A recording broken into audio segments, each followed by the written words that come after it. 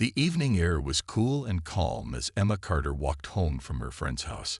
The streetlights flickered softly, casting long shadows on the sidewalk.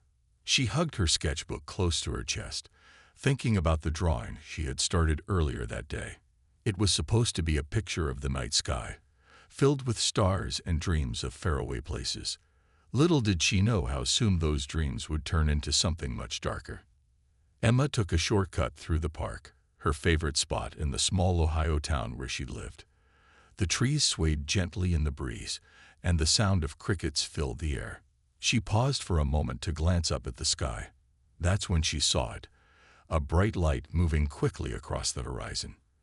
At first, she thought it might be an airplane or a satellite, but this light was different. It wasn't blinking like normal aircraft lights, and it seemed to be getting closer. Curiosity tugged at her, but so did a strange feeling of unease. Before she could decide what to do, the light suddenly stopped directly above her.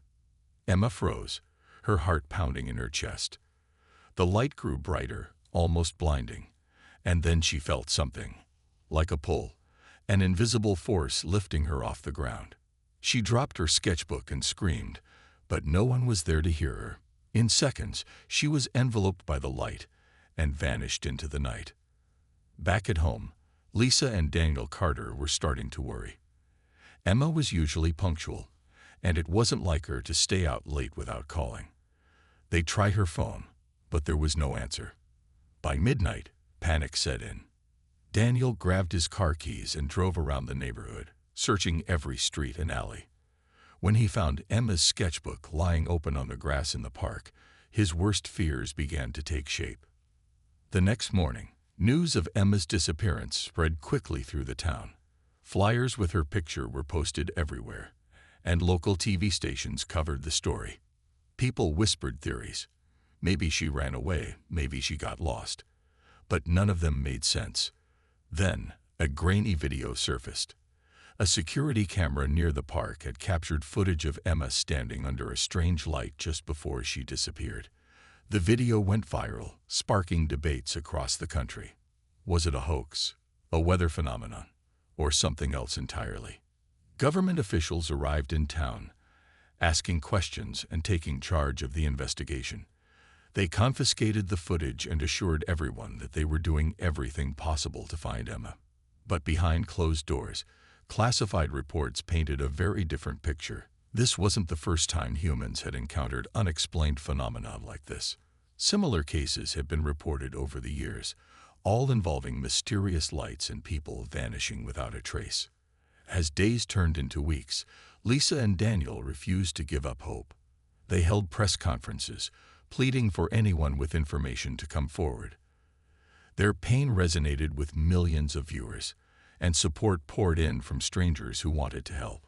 Among those touched by their story was Jack Monroe, a former Marine who had spent years advocating for humanity's role in space exploration. He couldn't shake the feeling that Emma's abduction was connected to something bigger, something governments weren't telling the public. Jack reached out to the Carters, offering his assistance. Together, they dug deeper, uncovering fragments of evidence hidden in classified documents. What they found chilled them to the bone. Reports of alien abductions spanning decades, each one eerily similar to Emma's case. The aliens, identified only as Xylons, were described as highly advanced beings with little regard for human life. They abducted people not out of malice, but curiosity, viewing humans as mere specimens for study. For Daniel and Lisa, the revelation was both horrifying and infuriating. Their daughter wasn't just missing. She was trapped somewhere unimaginable, subjected to experiments beyond comprehension.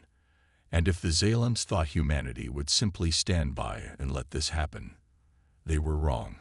Something had to be done. But how could ordinary people fight against an enemy that came from the stars? Weeks passed, and just when it seemed like the world had started to forget about Emma Carter, something extraordinary happened. Late one night, every television, radio, and internet connection on Earth was interrupted by a strange signal. The screen flickered, and then an image appeared, a tall, slender figure with smooth metallic skin and large, glowing eyes. Its voice was calm but robotic, speaking in perfect English.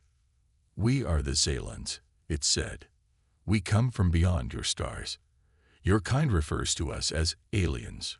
We mean you no harm." The message sent shockwaves across the globe. People crowded around their screens, watching in awe and fear as the alien continued. It explained that the Zealons were a highly advanced species studying the universe and its many forms of life. Humans, they claimed, were particularly fascinating because of their unique biology. The Zealons admitted to taking individuals for research purposes, but insisted these actions were not malicious. They viewed humans as equals, in a scientific sense, and believed their work would benefit both species. But the explanation did little to ease humanity's anger. Protests erupted worldwide, demanding answers and justice for those taken. Governments scrambled to respond, holding emergency meetings and attempting to establish communication with the Zealons. Yet, every attempt at dialogue ended in frustration. The aliens refused to negotiate or even acknowledge the emotional toll their actions had caused. To them, emotions were irrelevant. Only logic mattered. Emma's parents, Lisa and Daniel Carter, watched the broadcast with mixed feelings. On one hand, hearing directly from the Zealons confirmed their worst fears. Their daughter was alive, but she was being held against her will. On the other hand, the cold indifference in the aliens' tone made their blood boil. How could anyone treat another living being this way? Jack Monroe shared their outrage. A former Marine turned advocate for space exploration, Jack had always dreamed of peaceful contact with extraterrestrial life. But the Zealons weren't interested in peace. They were scientists who saw humans as lab rats. Jack knew he couldn't stand by while more families suffered the same fate as the Carters. Determined to uncover the truth, Jack teamed up with Dr. Rachel Kim, a brilliant astrophysicist who specialized in interstellar phenomena. Together, they pored over leaked government documents detailing past encounters with the Zealons. The files revealed shocking details: dozens of abductions over decades, experiments involving painful procedures, and zero attempts to return the victims. Worst of all, the Zealons seemed to view humans as expendable, caring little if their subjects survived.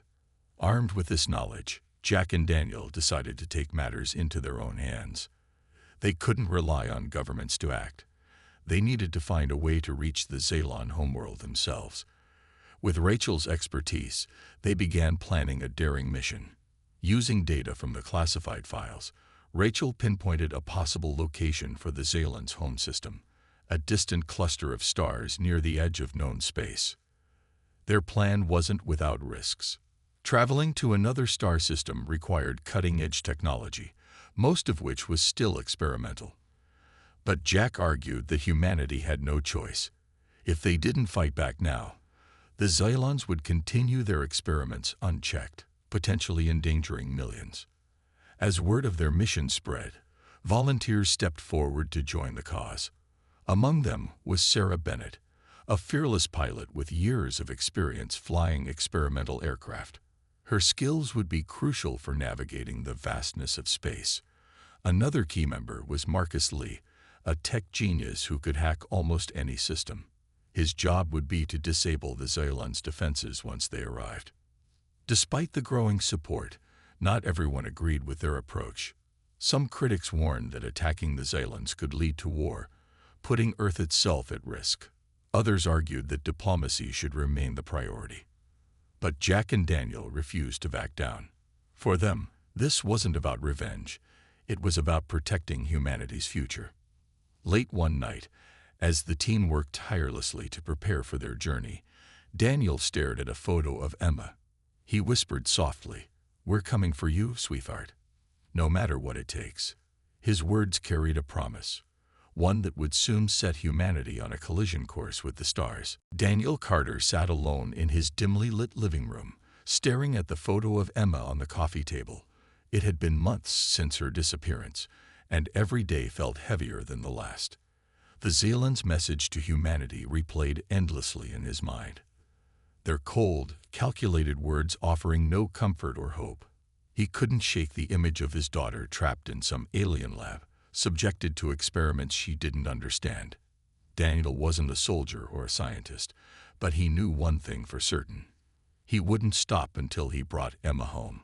Jack Monroe walked into the room, carrying a stack of papers filled with maps, star charts, and technical diagrams.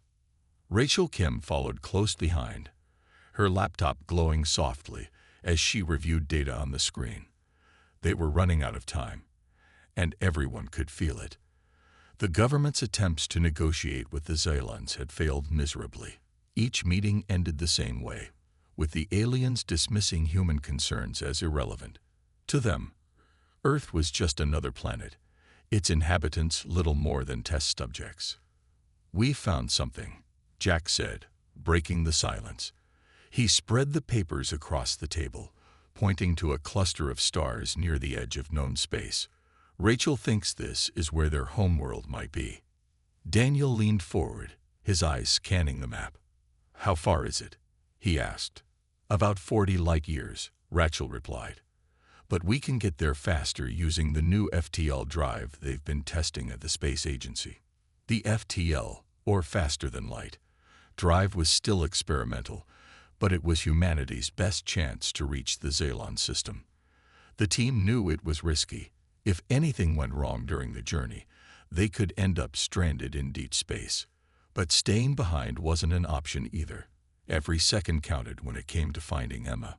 Over the next few weeks, the group worked tirelessly to prepare for the mission. Sarah Bennett joined them, bringing her unmatched piloting skills to the team. She spent hours studying the FTL drive's manual, determined to master its controls before launch. Marcus Lee, the tech genius, focused on hacking tools that could disable the Xylons' advanced technology. He joked that breaking into alien systems would be like solving a giant puzzle, but his confidence masked the pressure he felt. Meanwhile, Daniel threw himself into training. Though he wasn't a soldier, he learned basic combat techniques from Jack, who insisted they be ready for anything. Late at night, Daniel practiced assembling weapons and memorizing escape routes. He wasn't doing it for glory. He was doing it for Emma. As the launch date approached, tensions ran high. Government officials tried to shut down the mission, calling it reckless and dangerous. But Jack argued that humanity had no choice. If they didn't act now, the Xylons would continue their experiments unchecked, potentially endangering millions more. Public support for the mission grew, with people rallying behind Daniel and his team. For the first time in months, the Carters felt a glimmer of hope. On the morning of the launch, the team gathered at a secret facility hidden deep in the desert. The spacecraft, named *Odyssey*, stood tall and gleaming under the sun. Its sleek design reflected years of research and innovation, but none of them cared about the science. They cared about saving Emma. Before boarding, Daniel took a moment to look at the sky. "I don't know what we'll find out there," he said, turning to the others. "But I do know one thing. We're not coming back without my daughter." Jack nodded firmly. "We're with you all the way." Sarah gave him a reassuring smile, while Marcus adjusted his glasses nervously. Rachel placed a hand on Daniel's shoulder. "We'll bring her home," she promised. As the engines roared to life and the *Odyssey* lifted off, Daniel closed his eyes, clutching Emma's photo tightly. The journey ahead would be long and uncertain, but he was ready. No matter how far into the stars they had to go, Daniel vowed to face whatever came next, for Emma, for humanity, and for the future they all deserved. The *Odyssey* soared through the vastness of space, its engines humming softly as it raced toward the Xylon system. Inside the spacecraft, the team worked tirelessly to monitor their progress. Sarah Bennett sat at the controls, her hand steady on the joystick as she guided the ship through the endless void. The faster-than-light drive had performed flawlessly so far, but everyone knew the real challenge lay ahead. Daniel Carter stared out the window, watching the stars streak past in blurs of light. He had never imagined he'd leave Earth, let alone travel to another star system. His heart ached with a mix of fear and determination. Every moment they spent in space brought him closer to Emma, but it also reminded him of how far away she was. He clutched her photo tightly, whispering promises under his breath that he would bring her home no matter what. Rachel Kim studied the data streaming across her screen, double-checking their course. "We're almost there," she announced, her voice calm but tinged with excitement. "Just a few more hours."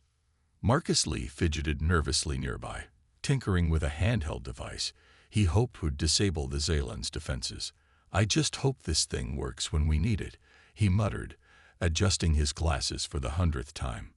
Jack Monroe patted him on the back reassuringly. "It will," he said firmly. "We've got no room for doubt now." As they entered the Zalan system, the view outside the windows took their breath away. Massive orbital structures floated above one of the planets, glowing faintly in the sunlight. Below them, the surface sparkled with strange colors, oceans of shimmering liquid and forests of towering crystalline trees. It was beautiful, unlike anything they had ever seen, but the beauty couldn't mask the danger lurking beneath. Sarah slowed the ship as they approached a moon orbiting the planet. Rachel pointed to her screen.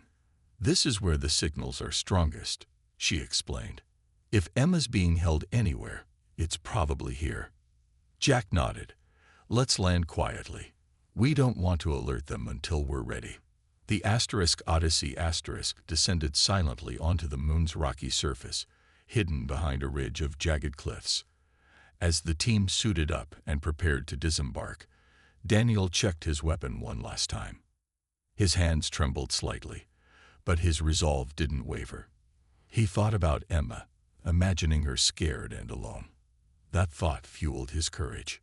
Once outside, the group moved cautiously across the barren landscape. The ground was cold and gray, littered with strange rocks that glowed faintly in the dark. They followed Rachel's directions, heading toward a large structure in the distance. It looked like a dome, made of smooth metallic material that reflected the dim light of the distant sun. As they neared the building, Marcus noticed something odd. "Look at these symbols," he whispered, pointing to markings etched into the walls. "They're some kind of alien language." Rachel snapped photos quickly, hoping to study them later. "We don't have time to figure it out now," she said. "Let's focus on finding Emma." Inside the dome, the air was eerily still. The walls hummed faintly, and strange lights flickered overhead.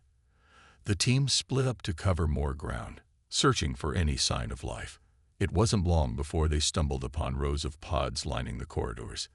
Each pod contained a human figure suspended in a gel-like substance. Some were unconscious, others unmoving. Daniel's heart sank as he scanned the faces, looking for Emma.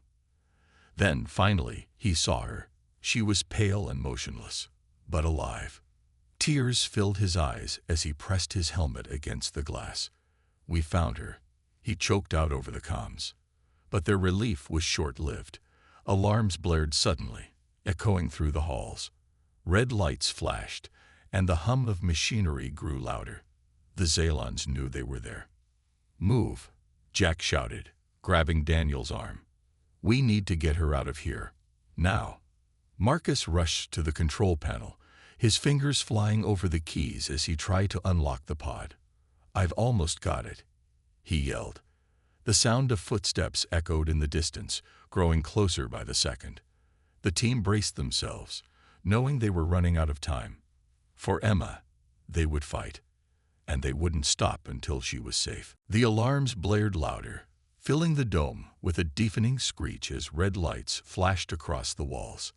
Daniel stood frozen for a moment, his eyes locked on Emma's motionless body inside the pod. Marcus was frantically typing commands into the control panel, sweat dripping down his face. "Almost there," he shouted, his voice trembling.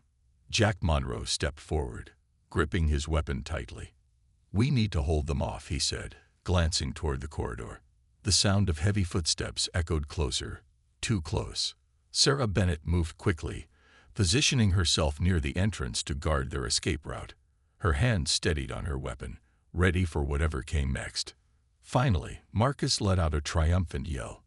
Got it. The pod hissed open, and the gel-like substance drained away. Daniel rushed forward, pulling Emma gently from the chamber. She was limp in his arms, her skin pale and cold, but she was breathing. He cradled her close, tears streaming down his face. "You're safe now," he whispered. "I've got you." But there was no time to celebrate. The footsteps grew louder, accompanied by strange clicking sounds. The Zalons were almost upon them. Jack turned to the group, his voice firm despite the chaos. "We need to move. Now." Sarah led the way, firing morning shots down the corridor to keep the advancing aliens at bay. Their sleek, metallic forms emerged from the shadows, their glowing eyes fixed on the intruders. The team sprinted in the opposite direction, dodging blasts of energy that crackled against the walls. Marcus stumbled but caught himself, clutching his hacking device tightly. "Don't slow down," Jack barked, urging everyone forward. They reached a narrow tunnel that sloped upward toward the surface. Rachel Kim brought up the rear, checking behind them to make sure they weren't being followed too closely. "Keep going," she called out, her voice strained. "We're almost there." As they neared the exit, the Zalons began closing in. One of them lunged at Marcus, its long limbs moving with unnatural speed. Without hesitation, Marcus threw his device at the creature, triggering a burst of static that temporarily disabled it. "Go," he yelled to the others. "I'll hold them off." "No," Daniel shouted, turning back for a moment. But Jack grabbed his arm, pulling him along. "He's buying us time," Jack said harshly. "We can't waste it." Tears blurred Daniel's vision as he ran, carrying Emma in his arms. He wanted to go back for Marcus, but he knew they couldn't stop, not if they wanted to save Emma and get her home. Behind them, the sounds of struggle faded, replaced by the hum of alien machinery. When they finally burst out into the open air, the *Odyssey* loomed ahead, its sleek form gleaming under the dim light of the moon. Sarah sprinted to the controls, opening the hatch just as the first Zalon appeared at the tunnel's exit. Jack fired a final shot, forcing the creature to retreat momentarily. "Get inside," Jack ordered, covering their retreat. One by one, the team scrambled aboard, dragging Emma carefully into the ship. As soon as everyone was inside, Sarah slammed the controls, and the engines roared to life. The *Odyssey* lifted off just as the Zalons spilled onto the surface, their glowing eyes watching helplessly as the humans escaped. Inside the ship, Daniel held Emma close, brushing her hair softly. She stirred faintly, her eyelids fluttering. "Emma," he whispered. Her lips parted slightly, and she murmured something unintelligible. For the first time in months, Daniel felt a flicker of hope. But the victory was bittersweet. Marcus was gone, sacrificing himself so the others could survive. No one spoke about it, but the weight of his loss hung heavily over the crew. Rachel stared out the window, tears streaming silently down her cheeks. Jack clenched his fists, vowing silently that Marcus's sacrifice wouldn't be in vain. As the *Odyssey* sped away from the Zalon moon, the team knew this was only the beginning. They had saved Emma, but the war between humanity and the Zalons was far from over. And somewhere deep in space, the aliens would be planning their revenge. Back on Earth, news of the rescue mission spread like wildfire. Images of Emma Carter being carried off the *Odyssey* by her father, Daniel, dominated every screen around the globe. People cheered in the streets, waving flags and chanting slogans of unity.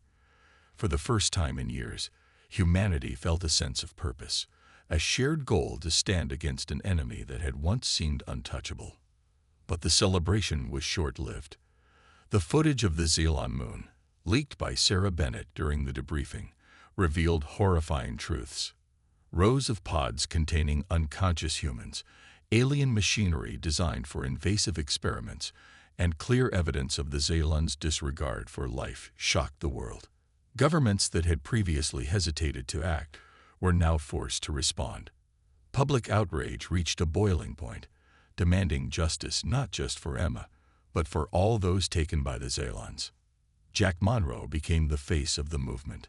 Standing before crowds gathered in cities worldwide, he delivered impassioned speeches about humanity's right to defend itself. "They see us as nothing more than lab rats," he declared, his voice echoing through loudspeakers. "But we are more than that. We are survivors. And if they think they can take one of us without consequence, they're wrong." The United Nations convened an emergency summit, bringing together leaders from every nation. For the first time in history, countries set aside their differences to form a coalition dedicated to fighting the Zalon threat. Billions of dollars were poured into developing new weapons, faster ships, and advanced technology capable of neutralizing the aliens' superior defenses. Scientists worked tirelessly, using data recovered from the Zalon archives to reverse engineer their technology. At the heart of the effort was Dr. Rachel Kim, who had returned to Earth alongside the rescue team. She led a group of researchers tasked with creating a weapon powerful enough to disable the Zalon's shields. Her breakthrough came when she discovered a flaw in their energy systems, a frequency that could disrupt their entire network. "This is it," she told Jack during a late-night meeting. "If we hit them with this, we can take them down." Meanwhile, Daniel Carter struggled to adjust to life after the rescue. Emma was safe, but she wasn't the same. Traumatized by her captivity, she barely spoke, retreating into herself whenever anyone mentioned the Zalons. Daniel spent hours sitting by her bedside, holding her hand and whispering reassurances. He knew the scars of her ordeal would take time to heal, and some might never fade. As preparations for the counterattack intensified, fleets of warships were assembled, each armed with the new weapons developed by Rachel's team. Among them was the Odyssey *, now upgraded and reinforced for battle.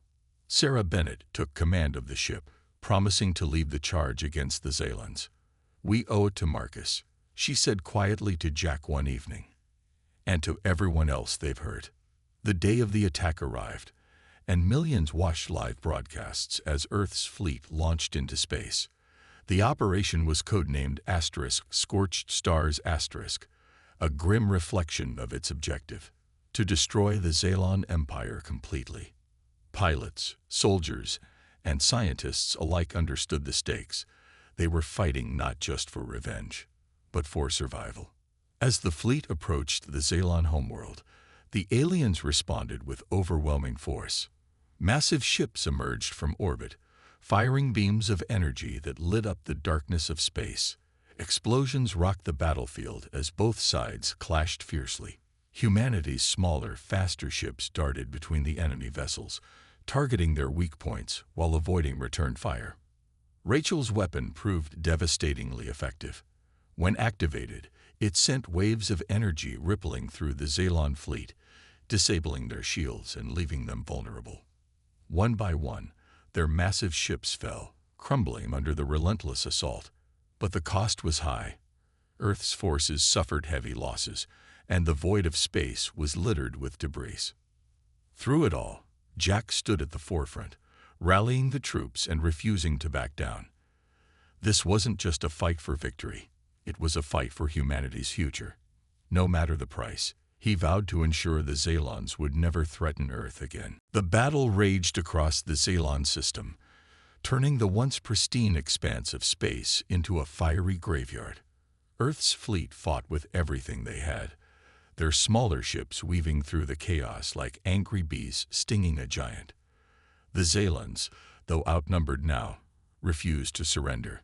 Their massive warships unleashed torrents of energy, lighting up the darkness with blinding flashes. Explosions echoed endlessly, scattering debris in every direction. At the center of the conflict was the Odyssey *, its upgraded engines roaring as Sarah Bennett pushed the ship to its limits. She guided it through narrow gaps between enemy vessels, dodging blasts while firing back with precision. Her hands trembled on the controls, but her focus never wavered. "Hold together," she muttered to herself, patting the dashboard as if the ship could hear her. Behind her, Jack Monroe coordinated the attack, barking orders over the comms to keep the fleet moving as one. Rachel Kim monitored the weapon systems from her station, her face pale but determined. The frequency disruptor had already crippled several Xeylon ships, but activating it drained immense power from the fleet. Each use left them vulnerable for precious seconds. "We can't keep this up forever," she warned, glancing at Jack. "We need to end this now." Jack nodded grimly. He knew what had to be done. The final target was the Xeylon homeworld itself, a planet covered in sprawling cities of shimmering metal and towering spires. It was the heart of their empire, the source of their strength. If humanity could destroy it, the Xylons would fall. "Sarah, take us in," Jack ordered. "We're going straight for their capital." Sarah swallowed hard but didn't hesitate. She steered the Odyssey toward the planet, weaving through a hailstorm of enemy fire. Alarms blared as the ship's shields flickered under the assault, but she didn't slow down. "Brace yourselves," she shouted as they broke through the atmosphere. Below them, the Xeylon capital city stretched out like a glittering jewel. Its streets were eerily empty, its citizens likely evacuated or hidden underground. At the center stood a massive structure, a fortress-like tower that pulsed with energy. Rachel identified it immediately. "That's their main hub," she said. "Take it out, and their entire network collapses." Jack turned to the crew, his voice steady despite the tension in the air. "This is it. One shot. Make it count." Sarah positioned the Odyssey directly above the tower, lining up the targeting system. Rachel activated the frequency disruptor one last time, channeling all remaining power into a single concentrated blast. For a moment, the ship shuddered violently, its systems straining under the load. Then, with a deafening roar, the weapon fired. A beam of pure energy surged downward, striking the tower with devastating force. The structure erupted in flames, sending shockwaves rippling across the city. Lights dimmed and went out as the Xeylon's systems failed, plunging the planet into darkness. From orbit, Earth's fleet watched as the once mighty civilization crumbled before their eyes. But the victory came at a cost. Dozens of human ships lay destroyed, drifting silently in the void. Countless lives had been lost, their sacrifices etched into the annals of history. As the surviving vessels regrouped, silence fell over the fleet, a somber acknowledgement of what they had achieved and what they had lost. Back on Earth, news of the triumph brought both relief and sorrow. People celebrated the end of the Xeylon threat, but the scars of war ran deep. Families mourned loved ones who would never return, and questions lingered about whether the price had been too high. For Daniel Carter, the weight of it all was almost unbearable. He sat beside Emma, who still struggled to speak after her ordeal. Holding her hand, he whispered softly, "It's over now. You're safe." Yet even as he said the words, he couldn't shake the guilt. How many others hadn't been so lucky? Jack stood alone on the bridge of the Odyssey, staring at the burning remains of the Xeylon homeworld. Victory felt hollow without Marcus by his side. He clenched his fists, vowing to honor his friend's memory, and to ensure humanity learned from this war. The stars ahead were vast and unknown, but one thing was certain: Earth would never again stand defenseless against the darkness. The war was over, but the scars it left behind would take years to heal. Earth began the long process of rebuilding, not just its cities and fleets, but also the lives shattered by loss. Memorials were erected in every nation, honoring the brave men and women who had given everything to protect humanity. Their names were etched into stone, a reminder of the price paid for freedom. Emma Carter slowly started to recover, though the road ahead was uncertain. She spent hours drawing in her sketchbook, filling pages with images of stars, planets, and shadowy figures that haunted her dreams. Daniel stayed by her side, encouraging her to express herself however she needed. "It's okay to feel scared," he told her one evening as they sat together on the porch. "But remember, you're stronger than you think." For Daniel, guilt weighed heavily on his heart. He replayed the mission in his mind constantly, wondering if there had been another way, some way to save Marcus or avoid so much destruction. But Jack reminded him gently, "We didn't start this fight. We only finished it." Still, Daniel vowed to use the lessons learned from their ordeal to help others. He joined support groups for families affected by the war, sharing his story and listening to theirs. Jack Monroe found himself struggling too. The cheers of victory felt distant now, replaced by quiet reflection. He often visited Marcus's family, bringing them updates about the mission and sharing memories of their friend. "He saved us all," Jack said during one visit, his voice thick with emotion. "I wish he could see how much we've accomplished because of him." Rachel Kim threw herself into her work, determined to ensure no one would ever suffer at the hands of an alien race again. She led research teams developing new technologies to monitor deep space, searching for signs of other civilizations. Her goal wasn't conquest, it was understanding. "If we can learn to communicate instead of fight," she told Jack one day, "maybe we can prevent another war." Sarah Bennett returned to flying, but not as a soldier. She became a pilot for humanitarian missions, delivering supplies to regions still recovering from the conflict. Looking out at the horizon each morning, she remembered Marcus's sacrifice and carried his courage with her wherever she went. As life on Earth slowly returned to normal, whispers began about the Xalans. Some claimed remnants of their civilization had survived, scattered among the stars, plotting revenge. Others dismissed these rumors as paranoia. But Jack couldn't shake the feeling that humanity hadn't seen the last of them. Late at night, he studied star charts, imagining what might lie beyond the edge of known space. One evening, as he stood under the clear night sky, Jack spotted a faint light moving across the heavens. It wasn't a plane or a satellite. It was something else entirely. His breath caught in his throat as he watched it disappear behind the clouds. For a moment, doubt crept in. Had they truly won? Or was this just the beginning? Back inside, Daniel glanced up from Emma's latest drawing, a picture of Earth surrounded by countless stars. She smiled faintly, pointing to the planet in the center. "Home," she whispered.